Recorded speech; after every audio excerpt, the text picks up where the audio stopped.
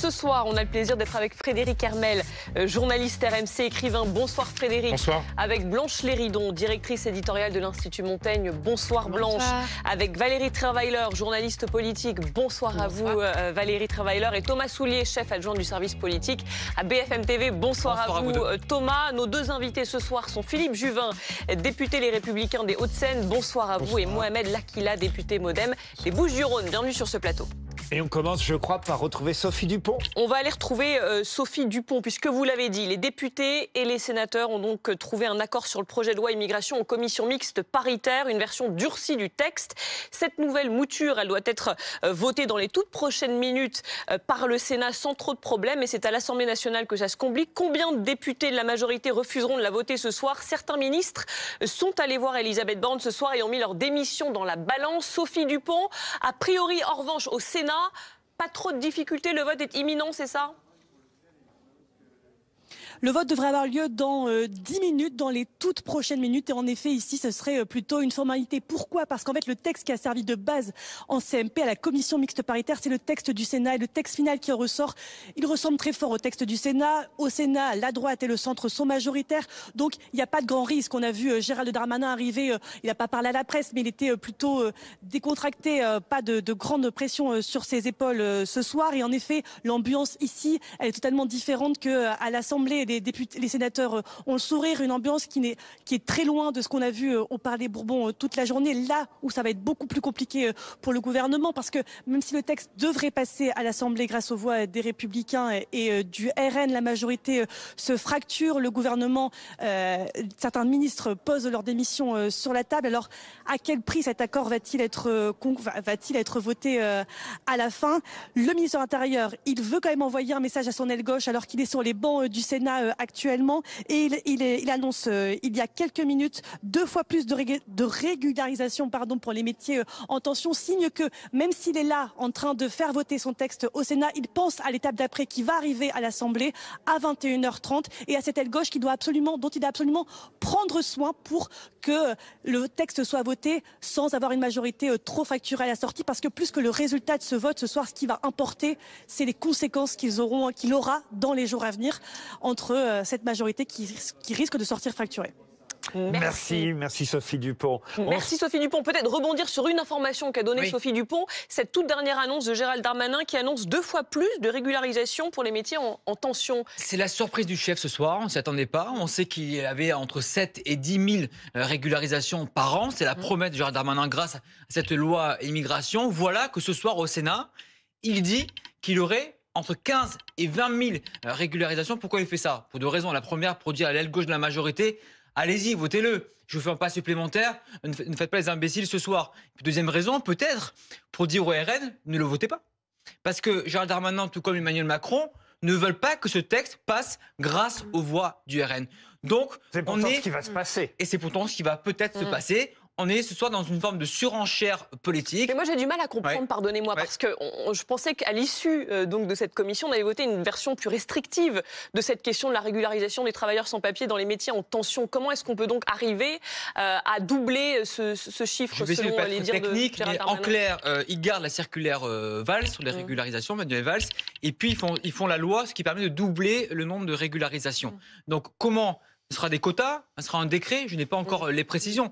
Mais c'est une annonce qui est faite ce soir, seulement pour qu'il y ait un vote ce soir grâce à la majorité et non pas grâce au RN. Sachant qu'il n'y avait pas de nombre dans l'article 3. Non, mais Donc en réalité, c'est très incantatoire. Il n'y a pas d'engagement législatif, il n'y aura pas de vote. Vous avez parfaitement raison, c'est pour ça que Gérald Darmanin disait entre 7 et 10 000 par an. Au début, il disait 10 000, mais justement après, il a dit 7-8 000 pour pas trop froisser ceux qui n'étaient pas courts pour les régularisations. Maintenant, on retrouve ce soir à 20 000. Vous imaginez? Peut-être 40 000 dans une heure, tout peut arriver. Et rien ne garantit que ce sera ces chiffres-là. Il y avait 7 000 plus ou 10 000 régulations de plus face à une loi qui est quand même très à droite et qui est dénoncée par l'aile gauche de la Macronie, ça fait pas beaucoup dans la balance quand même. Je suis pas sûr que ça fasse changer d'avis les députés de la majorité qui ne veulent pas voter ce texte. On vient de voir Gérald Darmanin, mais on a quand même l'impression que ces dernières 24 heures, c'est plus Madame Borne qui était à la manœuvre. C'est une victoire du ministre de l'Intérieur ou une victoire de la Première ministre si cette loi est votée? Je pense que c'est une double défaite des deux, de la Macronie en général. Ce soir, Laurent, il n'y a que des gagnants dans la politique, sauf la Macronie. Vous imaginez bien, les Républicains Ce sont eux qui ont tenu le stylo ou la plume de la Macronie durant toute cette commission mixte paritaire. Les RN, ils ont fait un joli coup politique, il faut le dire, aujourd'hui, en disant finalement, on va voter pour la loi. Et c'est une victoire idéologique, dit le RN. Victoire de la gauche aussi. La gauche qui retrouve son unité. Depuis des mois, la gauche n'a pas du tout d'accord. Ils se divisent, se fracturent, c'est très dur. Là, enfin, on leur offre un cadeau politique, un sujet sur lequel ils peuvent tomber d'accord. Et voilà que tout le monde est gagnant, sauf la Macronie ce soir, où vous avez une majorité qui commence, je dis bien qui commence, à être fracturée. Mais quand même, c'est derrière ma question, c'est ça que j'essaie de comprendre et de savoir, puisque M. Darmanin représente, on va dire, plutôt l'aile droite de la Macronie et Mme Borne plutôt l'aile gauche. Ouais. Le paradoxe, c'est que finalement, celle qui va réussir à faire passer cette loi, qui est plus à droite qu'elle ne l'était au départ, c'est celle qui est la plus à gauche des deux. Non mais rien de compris. J'ai tout compris, moi, pour le coup. Je ne sais pas si tout le monde l'a compris, moi j'ai bien compris. Mais en tout cas, ça prouve que rien ne va dans cette affaire. Et ce, depuis le début. Gérald Darmanin a subi un échec, pour répondre à votre question. La semaine dernière, la motion de rejet adoptée à l'Assemblée. Là, Elisabeth Borne a dit « Oula, le ministre que je déteste le plus a subi un échec. Je vais reprendre la main, démontrer à Emmanuel Macron que je sais faire, que je sais avoir une majorité. » mes idées. Exactement, c'est oui, c'est ça ma question. C'est vrai. Mais sauf qu'elle se dit « Si j'arrive à avoir un vote ce soir, ce sera la méthode Borne qui sera saluée et je pourrai rester le mois prochain à Matignon. Si ce soir, ça passe pas ou alors c'est très ric-rac, eh bien, ça sera peut-être ni Borne ni Darmanin dans le prochain remaniement. Oui, mais Thomas, n'est-ce pas finalement l'échec, on se souvient que on va parler avec beaucoup de députés lors du premier quinquennat, et c'était notamment à cause d'Édouard Philippe, il s'était senti maltraité par le gouvernement, en disant qu'il y avait une telle majorité que finalement c'était un peu les moutons qui votaient sans réfléchir, et qu'avec la majorité relative, on se disait, il y avait beaucoup de messages qui avaient été lancés par le gouvernement disant on va prendre soin de notre majorité. Mais finalement, ils n'ont pas pris soin de cette majorité, puisqu'elle n'est pas compacte du tout. Non. Et beaucoup de députés aujourd'hui se vengent du manque d'attention qu'ils ont reçu. Imaginez bien ce soir, le président de la commission mixte paritaire, président de la commission des lois, Sacha Houlié, dit « je vote contre ». L'ancien président du groupe Renaissance à l'Assemblée, Gilles Legendre, dit « je vote contre ». Les jeunes avec Macron vont enfin communiquer, ils ont appelé les députés à voter contre. Et on a depuis une heure... Ne soutenez pas un texte de loi qui contreviendrait aux valeurs et aux orientations de notre famille politique, c'est ce que disent les jeunes. Mais c'est ce qu'avait dit Elisabeth Borne aussi, elle avait dit qu'elle serait garante. Nos invités politiques. D'abord, Monsieur Mohamed Lakila, député MoDem des Bouches-du-Rhône, vous êtes catastrophé par cette situation? Je suis plutôt triste par ce qui arrive, effectivement, parce qu'on voit des idées aujourd'hui qui ont été portées par Jean-Marie Le Pen, suivi ensuite par sa fille, finalement arrive à triompher petit à petit dans notre société. Donc d'abord, je suis triste.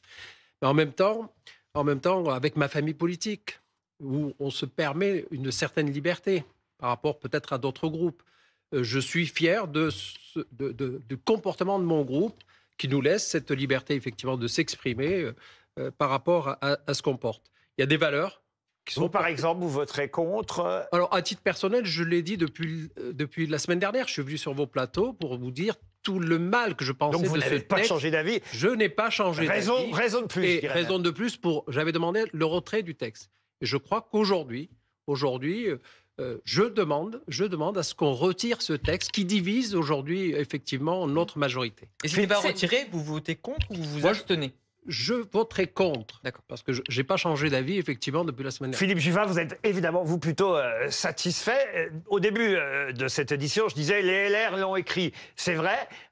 Certains disent qu'ils l'ont copié sur le programme du Rassemblement national. Qu'est-ce que vous répondez à ça? Je leur demande simplement de lire les différents programmes des Républicains depuis quelques années. Ils verront que c'est le texte que nous portons depuis quelques années. Moi, je vois deux éléments qui permettent d'avoir une satisfaction ce soir. C'est d'abord, nous voulions au LR un texte qui réduise l'immigration illégale, mais aussi légale. Nous l'avons. Nous allons l'avoir, nous l'espérons, après le vote. Ça, c'est un premier point. Et vous avez raison de dire, c'est le texte des Républicains. Mais il y a un deuxième élément, moi, qui me satisfait.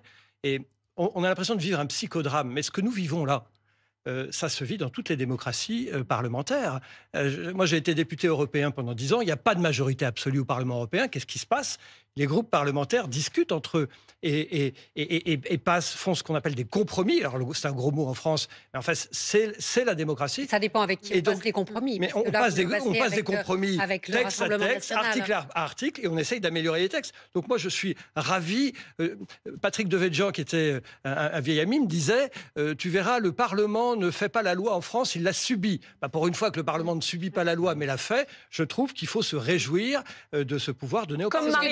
Comme Marine Le Pen, qui salue une victoire idéologique, puisqu'est inscrite, je la cite, maintenant dans cette loi, la priorité nationale. Vous savez, les soirs d'élection, vous avez participé à plusieurs soirées d'élection, à 20h, tout le monde a gagné, en général. Ils ont tous gagné. Bon, maintenant, Marine Le Pen, après que M. Bardella, ce matin, ait dit qu'il fallait voter contre, nous dit que c'était une victoire pour elle. Elle dit ce qu'elle veut. C'est un texte qui a été écrit par les Républicains. C'est une victoire des Républicains. Et ça montre quoi? C'est une revanche même des Républicains. Non, parce que c'est pas ça le sujet. Ça montre que les Républicains, nous avons une colonne vertébrale sur toutes ces questions. Vous êtes redevenu le RPR, en fait. Non, nous sommes. C'est vrai que parfois nous avons été dans le passé divisés. Et oui. Et là, on a je vous le cache pas. RPR, et là, nous avons une colonne vertébrale sur le régalien. C'est vrai. Nous voulions un certain nombre de choses. Ces choses, je l'espère, vont se faire au bénéfice des Français. Mais Monsieur Juvin, imaginons que ce soir le texte est retiré, ce qui est une option, c'est en train d'être examiné à l'Élysée. Vous faites quoi? Est-ce que vous pourriez, comme certains le disent chez vous, déposer une motion de censure pour faire tomber le gouvernement? Écoutez, d'abord, si après la commission mixte paritaire, qui est quand même une disposition qui existe, qui est une disposition normale de la vie législative, c'est retiré, je me demande à quoi sert le Parlement. À quoi servirait le Parlement si au dernier moment on le retire? Je ne sais pas. Écoutez, moi je crois en la bonne volonté des uns et des autres. Je rappelle que les sénateurs de la majorité ont voté le texte en première lecture. Je pense qu'ils vont voter le texte au Sénat. Je sais qu'en CMP, le texte a été adopté par une majorité de membres de la CMP, dont nous. Je ne comprendrai pas que ce texte soit retiré. Justement, Thomas Soulier, quelles seraient les raisons qui pousseraient le président de la République à décider, parce que c'est lui qui déciderait auquel cas, qui déciderait de retirer ce texte? Pour ne pas que la majorité affiche ses divisions. Imaginez que ce soir, il y ait un vote, mais qu'il y ait 50, 60 députés de la majorité qui votent contre ou s'abstient. Et des députés et des ministres qui démissionnent. Le vote n'est pas impératif. Attendez, et donc ça prouverait que ce texte passe grâce au vote du RN. Et ça, Emmanuel Macron, il ne veut pas envoyer ce message-là. Et donc, il se dit, il y a deux options. Ou alors, je vais au vote et je prends un risque, ou alors, je retire le texte. Mais imaginez bien, et Philippe Juvin a raison, une commission mixte paritaire qui s'accorde sur un texte, vote au Sénat dans quelques secondes maintenant. Et après, l'Élysée dirait, on retire après. Ça donnerait une crise politique encore plus mal. Monsieur Juvin redemande la parole. Oui, très court, oui. Franchement, retirer le texte aujourd'hui, alors que Gérald Darmanin, depuis des semaines, nous dit que c'est un texte absolument indispensable, que s'il n'était pas voté, la sécurité des Français, souvenez-vous, serait obérée. Alors, priorité au direct, pardonnez-moi. Le vote est en train d'avoir lieu. Au Sénat. Le projet de loi.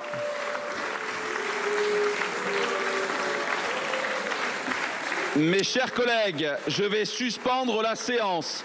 Elle sera reprise à 21h45 pour la suite de l'examen du projet de loi visant à renforcer la lutte. Sans trop de surprise, le texte est approuvé. 214 voix pour, 114 contre. Et aucune abstention a priori. Et peut-être relativiser un petit peu et compléter ce que vous avez dit, Thomas, tout à l'heure, sur tout le monde est gagnant sauf la majorité. Moi, je trouve que l'état des discussions qu'on a maintenant ne pousse pas à... Je trouve que les politiques n'en sortent pas forcément grandis. Ça fait une semaine qu'on est sur des tergiversations, on abîme un petit peu tout, où on réduit le politique aujourd'hui à du renoncement, à une espèce de...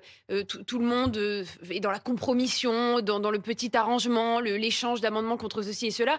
Et c'est vrai que je trouve que ça ne donne pas une image très glorieuse. Alors pas pour tout le monde, je suis pas d'accord. Non, mais de l'extérieur, pour les citoyens français, je pense quand même que ça abîme l'image du politique. Pour une partie des députés ou des sénateurs, mais enfin plutôt de certains députés, mais c'est aussi l'affichage de convictions pour l'aile gauche qui affirme ses convictions. Oui, mais qu'on accuse aussi d'avoir été responsable de la motion de rejet. Pour qu'autant de ministres soient prêts à démissionner, un Parlement moderne, c'est un Parlement qui discute. Et vous avez utilisé le mot très intéressant de compromission. Ça, c'est très, pardonnez-moi, c'est très français.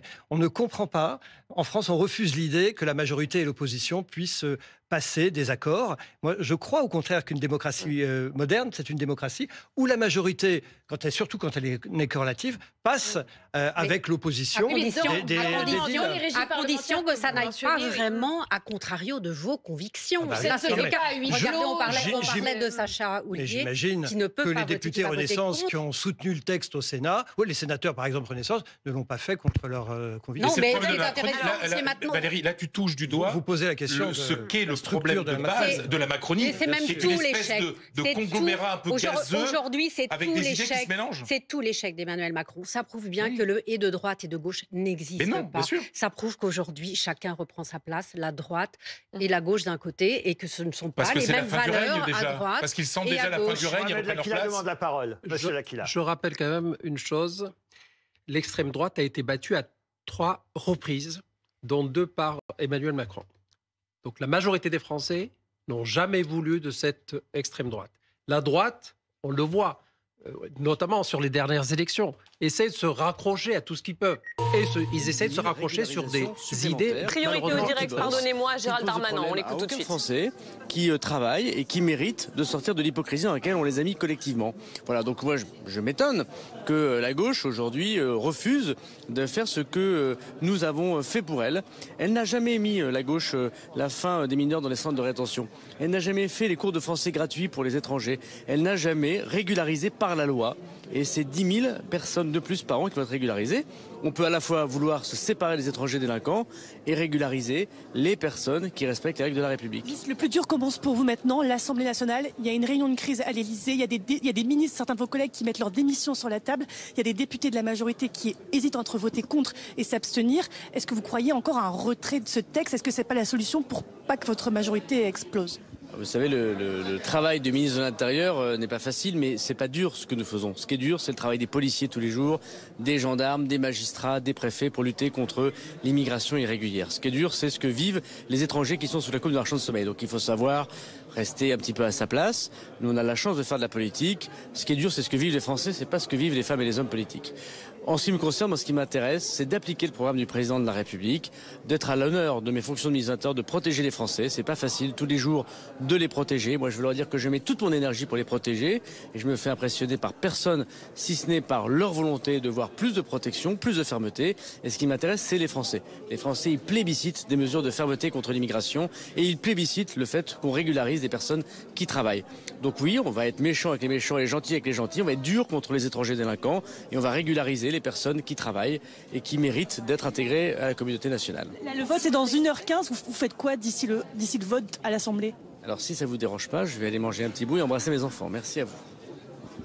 Voilà une information. Monsieur Darmanin va manger un petit bout et embrasser les enfants. Ça fait un beau bandeau BFM TV, si vous voulez. on va redonner la parole à Mohamed L'Aquila dans un instant. Oui. Il y a une information qui vient de l'Élysée. Oui, information qui nous vient de sources concordantes. Il y aura bien un vote ce soir à l'Assemblée. Emmanuel Macron et les convives à l'Élysée ont acté, donc il n'y aura pas de retrait du texte. Pourquoi ce choix-là? Parce qu'ils ont fait les petits calculs comme moi je fais depuis ce matin, depuis quelques jours, et ils considèrent que même sans les voix du RN, le texte passe, parce que la majorité va être moins frondeuse a priori que prévu, notamment pour le MoDem. À l'issue de la réunion de groupe, il y aura beaucoup plus de voix pour que de votes contre ou abstention. Donc on peut le dire, il y aura un vote ce soir à l'Assemblée, et ce qui sera succulent, évidemment, analysé, savoir qui vote quoi dans la majorité à l'issue du vote. Alors, Mohamed L'Aquila qu'on a interrompu quand même, on va le laisser terminer parce que M. Darmanin qui avait envie d'aller dîner est intervenu et embrasser ses enfants plus rapidement que prévu. Alors, terminez ce que vous disiez. Alors, je disais que les Français, ils ont rejeté le Front National à plusieurs reprises. Et ça, c'est important. Moi, je ne me vois pas demain aller dans ma circonscription alors que j'étais face à un candidat du RN et expliquer que j'ai voté une loi qui, bon, très bien, elle a été portée par la droite, cette droite plutôt dure, qui court après les idées du RN. Jusqu'où allons-nous dans cette voie? Donc moi, je suis plutôt inquiet par rapport à l'idéologie aujourd'hui. Même si, je vous coupe un instant, vous avez vu cette dernière annonce dont on parlait, Gérald Darmanin qui annonce doubler le nombre de régularisations. Mais je vais vous dire sur les régularisations. Qui dit, voilà, c'est aussi l'interdiction de placer des mineurs en rétention administrative, chose que la gauche n'a jamais fait jusque-là. Je vais vous dire sur les régularisations. Fondamentalement, je suis légaliste, je suis contre. On ne construit pas une maison sans permis, puis on dit tiens, allons-y sur un permis. Aujourd'hui, les cas particuliers sont traités par les préfets. quand vous interrogez les préfets, ils les traitent. Les régularisations, parce que les gens, ils sont là, ils ont des enfants, etc. Donc, il y a déjà, on a tous les textes pour répondre à ce genre de choses. Donc, la régularisation, finalement, oui, pour moi, intellectuellement, c'est incompréhensible. D'accord ? Ensuite, il y a effectivement des manques. Il y a des entreprises que je rencontre souvent qui me disent on manque d'ouvriers, on manque de coiffeurs, etc. Moi, je ne suis pas du tout contre la politique des quotas. Pourtant, ça a été discuté et déposé même par le LR. Je ne suis pas contre le modèle canadien qui, à un moment donné, en fonction des secteurs... L'immigration choisie, ça s'appelle. Alors, il faut voter le texte. Vous voulez. C'est comme ça au Canada. Et c'est très dur. Et les aides, et pour n'importe quel... on répond vous êtes d'accord avec d'une façon pragmatique. Ouais. Alors, Philippe Juvin vous dit, alors pourquoi vous ne votez pas le texte ? Je ne vote pas parce que c'est un texte fourre-tout. Et vous voyez, quand vous arrivez avec Marine Le Pen qui déclare que c'est une victoire idéologique, ça me gêne. De la priorité ça me gêne nationale. beaucoup, avec la priorité nationale. Et le droit du sol. Parce que c'est vrai que Gérald Darmanin a rappelé cette expression qui faisait partie, on va dire, de sa campagne pendant qu'il a tenté, dans un premier temps, tout seul, de faire adopter cette loi. En tout cas, qu'on en discute à l'Assemblée. Les gentils avec les gentils, méchants avec les méchants. Là, quand même, on a un peu plus l'impression qu'on va être méchant avec tout le monde. C'est surtout qu'on a épousé des thèses du Front National, c'est ce qui me gêne le plus. Mais c'est les thèses des Français, monsieur. Mais non, monsieur les députés, vous dites que le texte des LR. Vous dites que LR court après l'extrême droite. Mais en fait, les Français sont en majorité d'accord avec cette loi. Mais non, ils ont rejeté à 3 reprises le Front National. Ils ont placé à 3 reprises le Front National et le Rassemblement national au deuxième tour d'élection présidentielle. Mais les Français, les deux dernières, excusez-moi, Marine Le Pen était au deuxième tour les 2 dernières fois. Oui, mais elle a perdu à 2 reprises. Les Français ont tassé devant la France espagnole. Alors, peut-être retournez voir, et après on donnera la parole à Philippe Juvin, mais Léopold Audebert qui nous attend à l'Élysée. Il y a eu une réunion de crise juste avant le vote du Sénat à l'Élysée. Elle est à présent terminée, mais on apprend donc à l'instant qu'il y a une option qui a été rejetée par le président Léopold, c'est l'option du retrait du texte. Il ne sera pas retiré. Oui, absolument, Julie. C'est une information qu'on peut vous donner dès à présent. D'abord, cette réunion du côté de l'Élysée est effectivement terminée. Et selon des participants à BFM TV, le président de la République a rappelé à l'instant l'importance de ce projet de loi aux participants de la réunion. Je vous rappelle, il y avait la Première ministre, Gérald Darmanin, mais également les chefs de parti et chefs de groupe, rappelant qu'il y avait, je cite, des avancées obtenues par la majorité. Le président qui a également, je cite, proposé de retravailler dans les semaines qui viennent le sujet des allocations et notamment l'accompagnement vers le travail. Une séance donc qui était censée rassurer les différents membres de cette majorité. On comprend donc qu'au retour à l'Assemblée nationale, ces différents participants sont convaincus, ça y est, il faut aller au vote, il n'y a pas de questions à se poser, pas de retrait de texte, notamment avec cette menace qui planait, des Républicains qui disaient attention, s'il y a un retrait de texte, nous c'est motion de censure, et on sait qu'une motion de censure des Républicains entraînerait potentiellement une chute inévitable du gouvernement. Bref, réunion de crise et d'urgence. Et puis, ce qui est lunaire ce soir, c'est qu'en parallèle, à quelques rues d'ici, au ministère des Transports, il y a une autre réunion parallèle, cette fois-ci avec, c'est une autre information BFM TV qu'on peut vous donner, 7 ministres du gouvernement d'Emmanuel Macron qui ne sont donc pas ici à l'Élysée mais de l'aile gauche qui se réunissent parce qu'ils ne sont pas contents, qu'ils ont fait savoir à la première ministre Elisabeth Borne qu'après le texte issu de la commission mixte paritaire, ce texte était trop à droite pour eux et donc ils veulent échanger, je cite, à la vue du contexte actuel. Il y a notamment Clément Beaune, il y a Rima Abdul-Malak, la ministre de la Culture, il y a également à différentes personnalités comme Agnès Pannier-Runacher. Bref, 2 salles, 2 ambiances, c'est le cas de le dire, et un texte immigration qui, comme nos chaussures ici, vous le voyez, prennent l'eau. Vous avez tous les noms, Thomas Soulier? Oui, il a déjà bien donné. Donc, Roland Lescure, Rima Abdul-Malak, Aurélien Rousseau pour la santé, Clément Beaune pour les transports, Patrice Vergrit pour le logement, Sylvie Retailleau pour l'enseignement supérieur, il y a Agnès Pannier-Runacher pour l'énergie. Ils vont se rassembler au ministère de Clément Beaune dans 6 minutes. Ils font les gros yeux, mais il n'y a aucune chance qu'ils démissionnent. Je ne suis pas sûr. Ah oui? Je pense que parmi ces 7-là, il y en a peut-être 1 ou 2 qui pourraient démissionner. En tout cas, 3 d'entre eux, ça je vous le confirme, ont fait part aujourd'hui à Elisabeth Borne de leur malaise sur le projet de loi immigration en disant « moi, ça ne passe pas ». Donc s'il y avait eu un rejet du texte, un texte qui ne serait pas adopté ce soir, en tout cas un texte qui serait balayé par Emmanuel Macron. Là, ils auraient pu dire on reste. Si ce soir il y a un vote et que ça passe, il faut que ces ministres soient en accord avec ce qui se passe au Parlement. Est-ce qu'ils ont besoin de mettre en scène cette... tu parlais de mot frondeur, oui, cette fronde. Parce que là, c'est une vraie mise en scène, avec les ministres. En plus, dans un ministère, je trouve ça un peu limite que ça se fasse dans un ministère. C'est vrai qu'il faut se souvenir que les frondeurs... des ministères. Les frondeurs dès 2013, c'était quand même une cinquantaine de députés. Il faut pas oublier que si on essaie de... On n'en est pas là. C'est-à-dire, mesurons aussi, relativisons un petit peu la période qu'on traverse. Et rappelons-nous aussi, parce qu'on dit, on est au tout début du quinquennat, les frondeurs, les tout premiers frondeurs, c'était dès 2013. Donc on est 1 an à peine après le début du mandat. Philippe Juvin veut réagir depuis tout à l'heure, alors on vous redonne la parole. Non mais c'est insensé si vous voulez. Bon, d'abord, selon la formule consacrée, un ministre, ça ferme sa gueule ou ça s'en va. Ça démissionne. Ils font ce qu'ils veulent, mais qu'ils en tirent les conséquences. Mais premièrement, le texte, il y a 70 ou 80% des Français qui le veulent. Oui. Deuxièmement, c'est un texte qui va permettre efficacement de lutter contre une immigration qui n'est pas choisie. Enfin, pardon, il y a un vrai sujet de dire que ce n'est pas un sujet. Et troisièmement, le Parlement, dans ses procédures normales, démocratiques, prévues par la Constitution, a accouché d'un texte qui va être soumis au vote.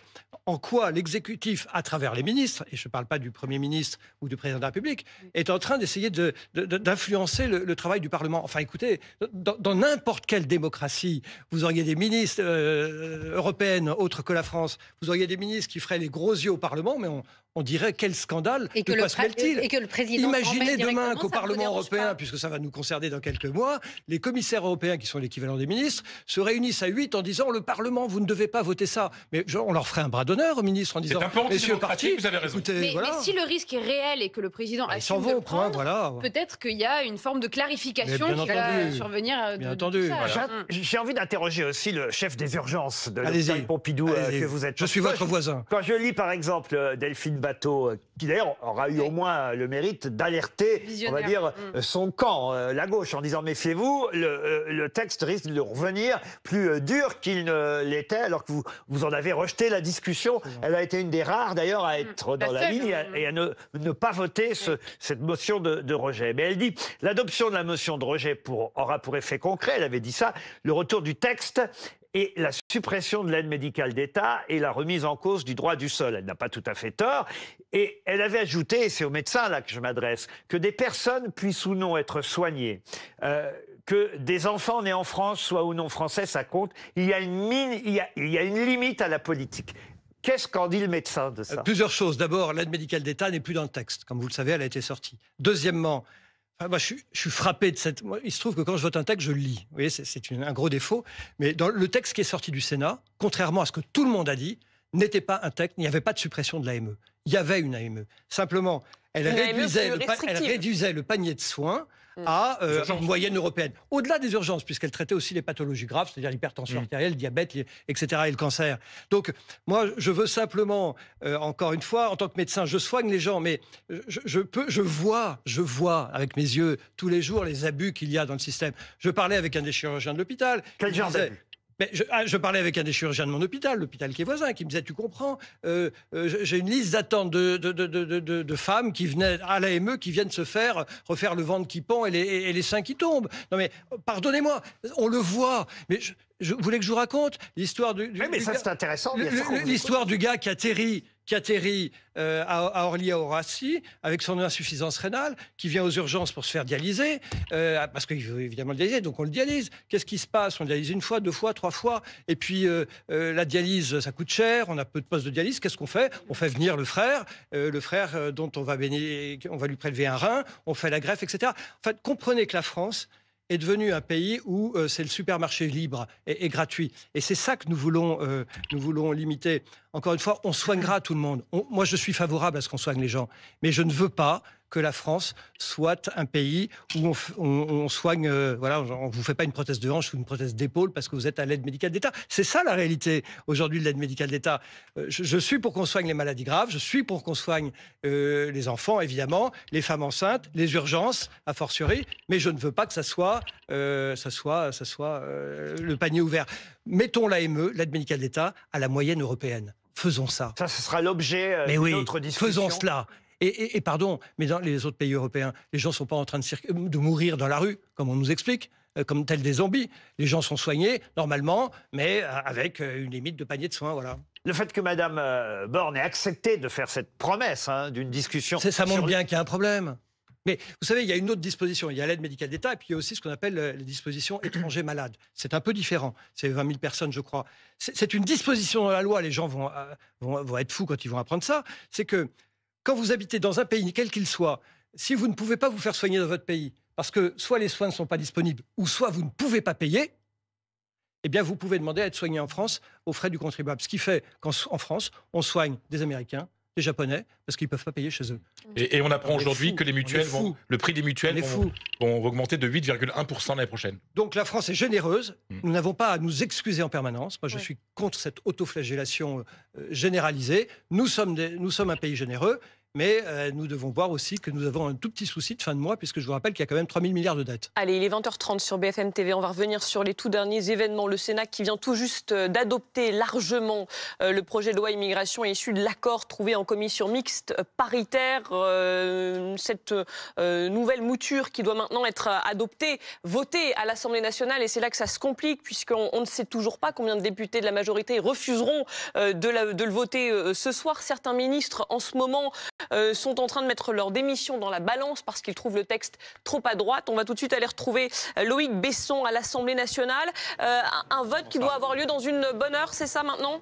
Oui, c'est ça. Dans une heure, à 21h30, une nouvelle séance doit commencer ici sur le vote de ce texte. Mais en amont, la soirée promet d'être longue. Il va y avoir beaucoup de prises de parole parce que vous le savez, il y a des motions de rejet qui ont été déposées pour rejeter ce texte, comme ça avait déjà été le cas lundi dernier. C'est la motion de rejet des Insoumis qui a été tirée au sort. Donc c'est eux qui vont la défendre. Elle va être votée par l'ensemble de la gauche. Pas de suspense. En revanche, cette fois, cette motion de rejet ne passera pas. Le texte sera ensuite voté. Il y aura une discussion générale, c'est-à-dire que chaque groupe aura un temps de parole pour donner son avis, expliquer pourquoi il vote ou ne vote pas pour ce texte. Et c'est là que ça se complique. Vous l'avez dit, il n'y a pas d'unité, notamment chez Renaissance. On a entendu beaucoup de voix s'élever. Beaucoup de députés de la majorité expliquaient qu'ils allaient voter contre ou au pire s'abstiendrait, ne serait pas là, aurait peut-être Pessin, ne serait pas dans l'hémicycle ce soir. Bref, voilà pourquoi il y a peut-être une inconnue sur le résultat du vote. Bon, il n'empêche que ce texte a reçu le soutien de la droite, qui l'a bien sûr co-construit, certains disent tout simplement construit, et puis le soutien également surprise du Rassemblement national qui met tout le monde dans l'embarras ici. C'est pour ça que les réunions s'enchaînent depuis cet après-midi. Il y en aura encore une de la majorité quelques minutes avant le début de la séance ici pour s'accorder, vous l'avez dit, certains menacent de faire défection, y compris au sein du gouvernement. Et je peux vous dire que j'ai rarement vu les députés du Rassemblement national aussi fiers de leur coup. Voilà, ils sont tous allés sur notre ligne après nous avoir insultés pendant des années sur la préférence nationale. Mais à la fin, ils ont besoin de nous pour signer le chèque. Le baiser de la mort de Marine Le Pen à la majorité qui se déchire ce soir. Il faudra donc voir quel sera le résultat dans l'hémicycle tout à l'heure. Merci Loïc Besson. Monsieur Manuel Bompard nous a rejoint, coordinateur national de la France Insoumise, député des Bouches-du-Rhône. À votre place, il y a quelques minutes, monsieur Juvin, qui représente les Républicains, disait la France est toujours aussi généreuse, ça ne changera pas. Je ne suis pas sûr, je suis même convaincu du contraire. Je pense que ce qui se passe aujourd'hui, cette journée va être une journée historique très importante. Et je pense que ce projet de loi, s'il était adopté avec les mesures qu'il contient, serait une balafre sur l'idée que nous avons de la France, d'une nation qui est une nation Vous reprenez presque civique. Les mots de Jean-Luc Mélenchon qui dit que ce serait une France défigurée. Je suis aussi d'accord avec, bien sûr, le terme qu'a employé Jean-Luc Mélenchon. Pourquoi ? Parce que dans ce projet de loi, vous avez des dispositions qui sont traditionnellement des dispositions qui ont été portées historiquement par l'extrême droite depuis Jean-Marie Le Pen. La question de la préférence nationale, c'est-à-dire du fait qu'un certain nombre de prestations, en particulier les allocations familiales, seraient donc attribuées de manière différente en fonction de la nationalité de la personne, savoir si elle a la nationalité française ou si elle a une autre nationalité. J'ai entendu tout à l'heure le ministre Darmanin dire « je veux être gentil avec les gentils et méchant avec les méchants ».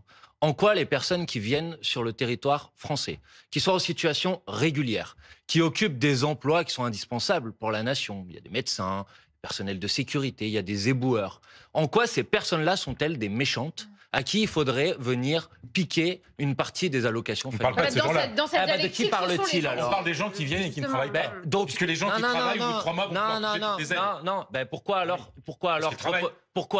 Et puis, vous savez, cette histoire de préférence nationale. Mais la préférence nationale, c'est la base de la nation. Pas toutes les aides, 30 mois.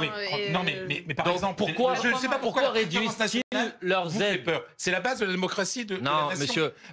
Oui, quand on est français, on élit le président de la République. Les étrangers ne peuvent pas élire un président de la République.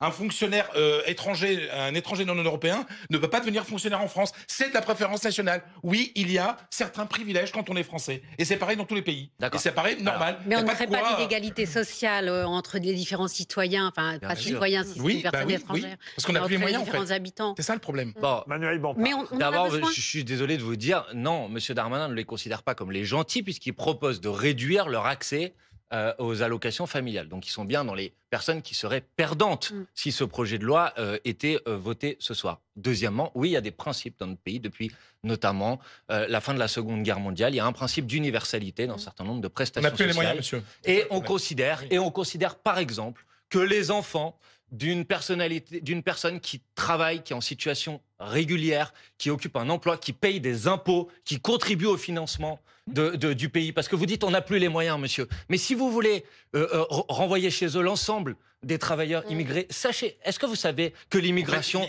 dans ce pays... Attendez, monsieur, est-ce que vous savez que l'immigration rapporte chaque année aux finances publiques 10 milliards d'euros? Est-ce que vous le savez? Donc si vous les renvoyez chez eux, comment vous allez compléter? Où vous allez chercher les 10 milliards?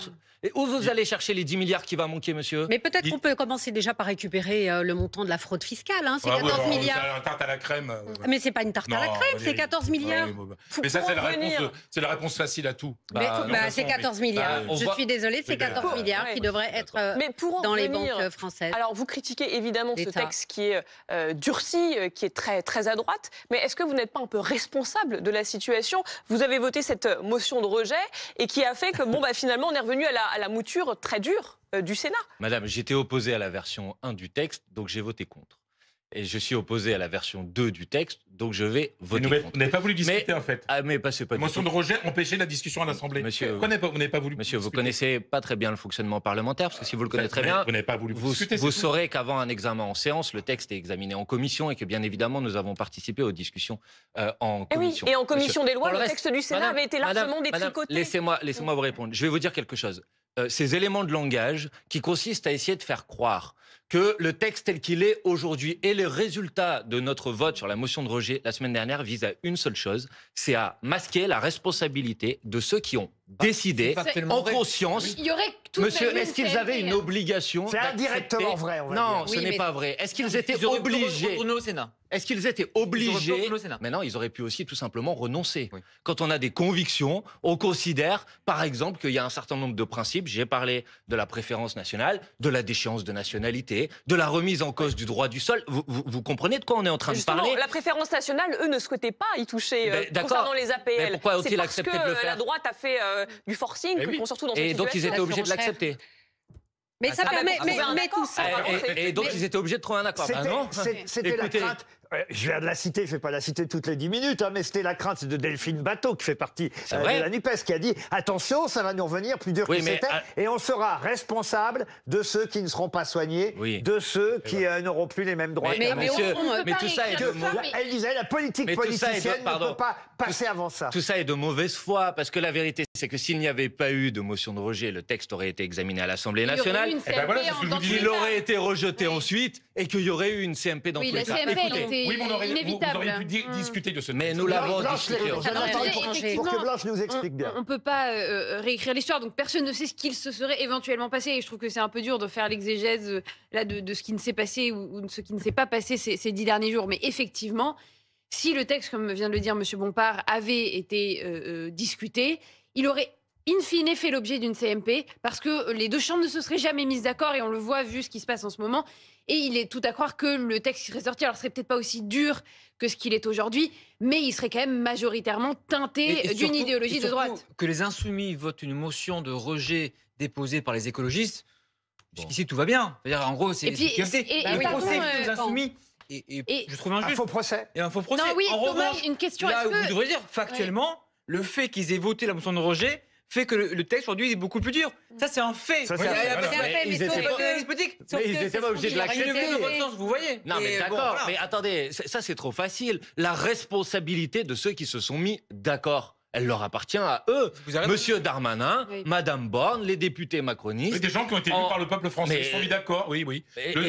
Et alors, on a donc on n'a plus le droit d'être contre.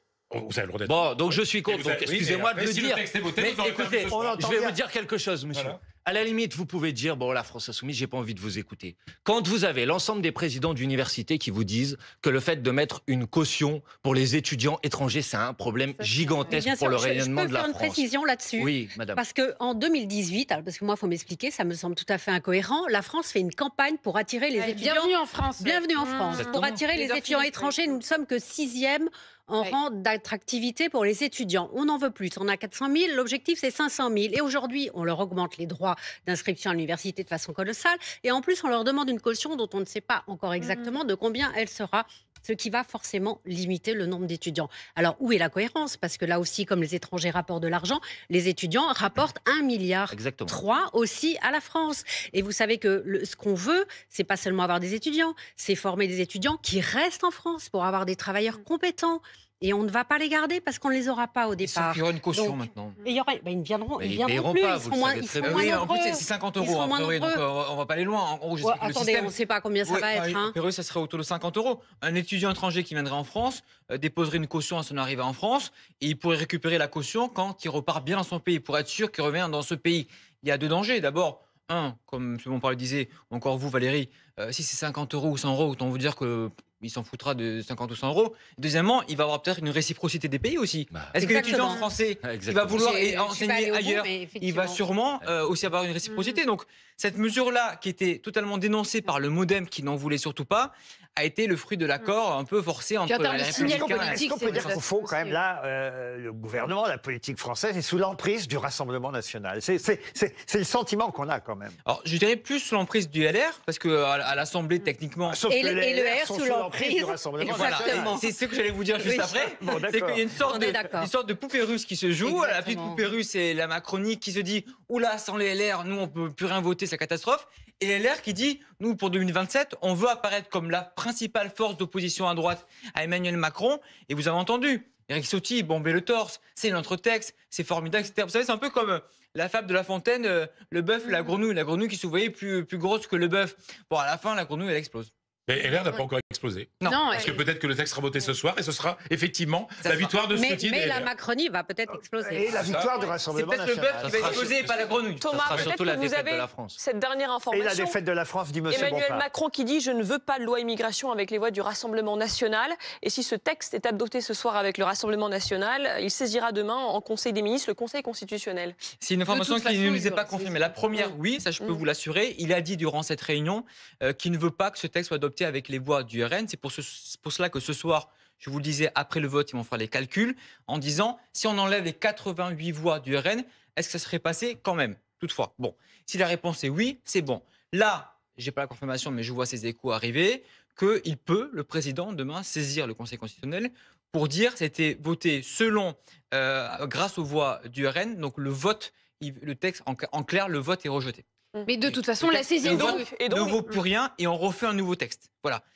C'est quand même, déjà, même moi, et on repartirait de j'ai zéro. du mal à comprendre quand je parle. Alors, expliquer ça aux gens depuis 1 an et demi qui sont perdus totalement sur la loi immigration, qui vont entendre il y a un vote, mais le président va dire le lendemain matin que le vote n'est pas légitime. Il gagne le vote. Il gagne le vote et après il dit je l'enlève. On y comprend. Mais non, mais la saisine du Conseil constitutionnel, elle est prévue. Ce qui va se passer ce soir. Je pense que ce soir, ce qui va se passer, c'est qu'il y aura un vote avec un fort soutien de la majorité malgré quelques dissidences et que ça passera comme ça. Voilà. Pardon, mais il y a deux choses très différentes pour clarifier un petit peu pour nos téléspectateurs. La saisine du Conseil constitutionnel, je crois que M. Darmanin l'a dit devant le Sénat, de toute façon, il y a des mesures qui sont susceptibles d'être inconstitutionnelles dans le texte. Donc de toute façon, le texte, il sera très probablement, si ce n'est pas le président qui le fait, ce sera les parlementaires nous, qui on le fera, bien évidemment. Voilà, les parlementaires le feront. Et il y aura effectivement certaines mesures qui risquent d'être censurées. C'est le cas pour tous les grands textes, voilà, retoquées. Et donc, mais c'est très différent de ce que vous dites. Ça n'a pas de rapport avec la nature de ceux qui ont voté ou non pour le texte. C'est vraiment d'ordre législatif et effectivement de vérifier que les mesures sont en... C'est pour ça que je ne comprends pas bien. Vous mélangez deux choses. C'est-à-dire, je sépare bien après ce vote-là, les oppositions, tout comme la majorité ou Elisabeth Borne, pourra saisir le Conseil constitutionnel pour dire est-ce que c'est conforme à la Constitution. Ça, c'est habituel. Certes. Voilà. Sauf que là, je vous sors un autre article, l'article 10 de la Constitution, où le président peut saisir le Conseil constitutionnel pour ouvrir une deuxième délibération. C'est-à-dire qu'il y aura un nouveau vote à l'Assemblée, avec sûrement peut-être un nouveau texte, et de faire passer le texte sans les voix du RN. Mais c'est un cadeau RN, ça. Mais c'est un énorme cadeau RN. Un nouveau, vous voulez dire un nouveau cadeau RN, parce que dans ce cas-là, c'est dire...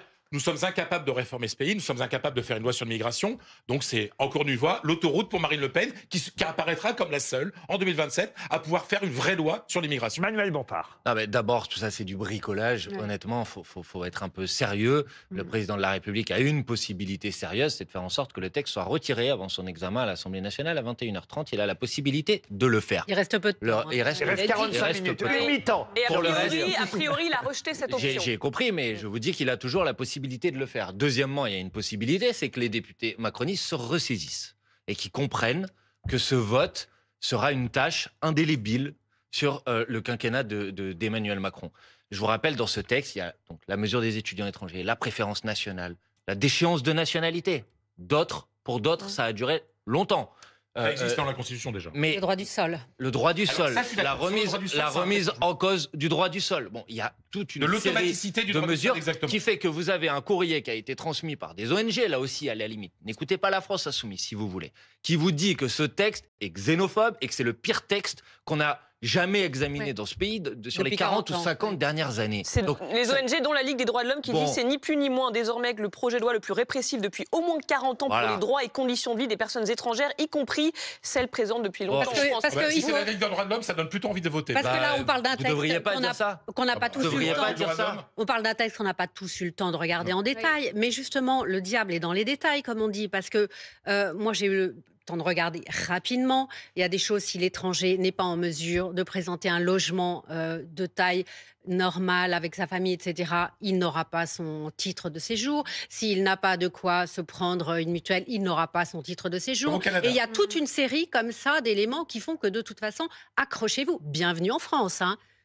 Et vous avez raison de dire qu'il n'y a pas que la France insoumise qui proteste. Je vais citer Benoît Hamon, ex-candidat à la présidentielle pour le Parti socialiste. Cela laisserait sans voix si cela n'avait pas, hélas, été prévisible. Voilà l'extrême droite et la majorité réunis contre l'immigration, contre l'inclusion des nouveaux arrivants et contre la France réelle et multiculturelle. Aux humanistes, dit-il, de faire bloc pour empêcher le pire à venir.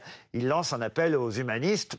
Appel qui risque d'être peu entendu, au fond. Je ne suis pas certain. Il faut aller jusqu'au bout de la question. Je pense qu'il y a un certain nombre de députés qui s'interrogent aujourd'hui, qui se posent des questions. Et moi, je les invite à prendre leurs décisions en conscience, indépendamment des questions de parti, de bord politique. Ce n'est pas le sujet qui est posé aujourd'hui. Le sujet qui est posé, c'est l'image qu'on a, l'idée qu'on se fait de la France. Monsieur, vous dites, c'est le seul à pouvoir réformer. Cette loi, elle n'apportera rien aux Français. Allez compliquer la vie des étudiants étrangers, ça n'apportera rien aux Français. Quel message on donne à un enfant Quel message on donne à un enfant qui naît sur le sol français et dont on lui dit tu ne deviendras peut-être jamais français. Je suis d'accord avec vous. Quel message on lui donne On n'arrête pas de dire qu'on ne réussit pas l'intégration et là, dès le début, on lui dit bah non, toi tu n'es pas français. Alors, je suis tout à fait d'accord sur un point. Pour moi, il n'y a qu'un point qui me gêne et qui me semble vraiment problématique et un changement d'époque, c'est la fin de l'automaticité du droit du sol. Ça, c'est vraiment un changement, je veux dire, même culturel en France. Il faudra qu'il en fasse la demande entre ses 16 et 18 ans. Voilà, on revient un petit peu aux lois Pasqua, etc.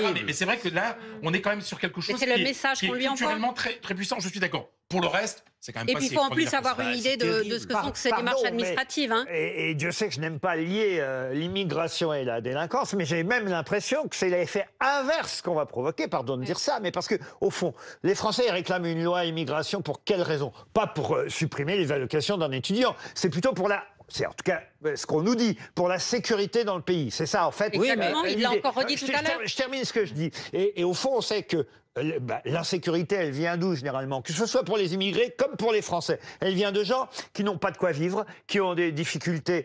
Oui, mais pardon, c'est important de le dire, à se loger, qui ont des difficultés à affronter le quotidien, et que c'est comme ça qu'on peut basculer parfois dans la délinquance. Donc je suis pas sûr que ce qu'on soit en train de faire, ce soit la meilleure des choses pour améliorer l'insécurité. Mais moins accueillir pour mieux accueillir. Vous croyez que c'est agréable, tous ces immigrés qui sont sous les ponts à Paris, mais justement, qui sont sous la colline du crack? Moins accueillir pour mieux accueillir. Mais on va pas mieux accueillir là. On va pas mieux accueillir. On va pas mieux accueillir. On accueille mal. Vous êtes d'accord avec moi? Je suis tout à fait. On accueille très mal aujourd'hui. Ça dépend. Par exemple, on a été capable d'accueillir très bien plus de 100 000 réfugiés ukrainiens. Pourquoi? Parce qu'on a fait en sorte qu'ils puissent avoir accès au travail, parce qu'on a fait en sorte qu'ils puissent avoir accès à du logement. Ça dépend. Mais en l'occurrence, c'est pas ce projet de loi qui va faire en sorte qu'on accueille mieux. C'est pas vrai. En même temps, il boite un petit peu. C'est-à-dire que si effectivement on avait fait en 2 temps et qu'il y avait eu d'abord une loi sur le volet répressif et puis un grand plan sur l'intégration et quelque chose d'assez ambitieux, et là peut-être qu'on s'y serait retrouvé. Le péché originel. Mais effectivement, il y a un déséquilibre fondateur et qui là ne cesse de s'amplifier et qui ce soir, et c'est même plus un déséquilibre. Que ça provoque. Alors, on va tout de suite aller à l'Assemblée nationale, puisque le vote doit donc bien avoir lieu dans 40 minutes, le vote à l'Assemblée nationale. Perrine Vasque, Emmanuel Macron le confirme à l'instant, le texte ne sera donc pas retiré. Et la grande question qu'on se pose là, et qui va se poser dans 3 quarts d'heure, c'est est-ce que les députés de la majorité voteront ou pas ce texte ?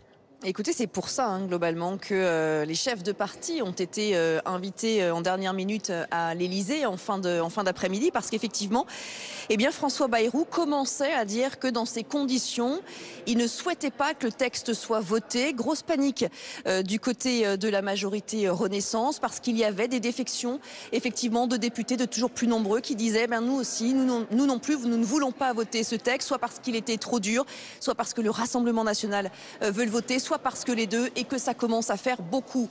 Le président de la République a remis tout le monde d'équerre, si je puis me permettre. Le MoDem, visiblement, devrait majoritairement voter ce texte. En tout cas, c'est les échos qu'on avait en réunion de groupe. Et du côté de la majorité, écoutez, on essaye de se serrer les rangs. Je me tourne du côté de la grande horloge de l'Assemblée. Voilà, il est 20h50. Depuis 5 minutes, les députés Renaissance sont à nouveau en réunion de groupe. Preuve qu'il y a crise. Ils les ont multipliés ce soir. Le vote est dans 40 minutes et ils sont en train de se réunir. Les députés de l'aile droite qui souhaitent impérativement ce texte vont tenter de convaincre leurs collègues, soit de s'abstenir pour ceux qui voulaient voter contre, soit de voter pour ceux qui voulaient s'abstenir. Maintenant, nous aurons la réponse d'ici quelques minutes, mais il semblerait que la majorité soit optimiste pour faire passer ce texte sans avoir besoin de vote du RN. On va suivre tout ça de très près. Merci Perrine Vasque. D'un seul coup, je me disais, au fond, il y aura eu au moins un mérite à cette crise politique. C'est que la NUPES, qui était un peu fracturée ces dernières semaines, ça vous ressoude. D'un seul coup, c'est vrai qu'au Parti communiste, ils sont plutôt d'accord avec vous.